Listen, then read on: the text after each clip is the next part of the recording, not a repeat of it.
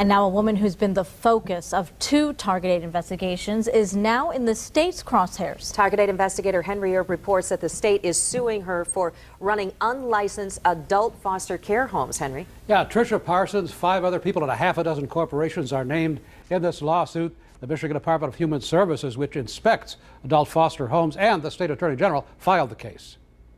It was last December when Target investigators first told you about the adult foster care business and Tricia Parsons. We reported on the long history of violations at her Wrenwood adult foster care home outside Holland, and the fears of a woman who moved her mother out because she was very uneasy about them. I felt just very uneasy. When I asked questions, I didn't always get an answer, or whatever staff that I talked to didn't know what was going on. The state suspended Wrenwood's license a couple of weeks later, and Parsons reportedly moved some of the residents to a home in St. John's near Lansing. Now, the state says the St. John's home, a home Parsons operated in Sheridan, and a home once run by her ex-husband in a former motel in Holton Lake, all should have been licensed as adult foster homes, but were not. The allegation is made in the lawsuit, which is asking a circuit court in Ingham County to order Parsons and the others to stop running unlicensed adult foster homes.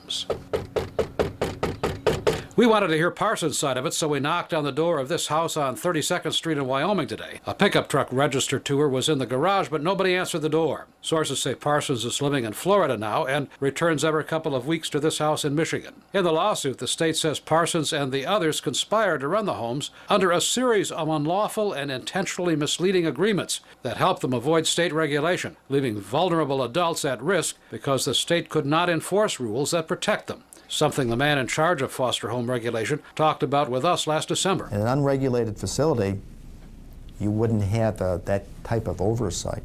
So my recommendation would be you would choose a licensed facility.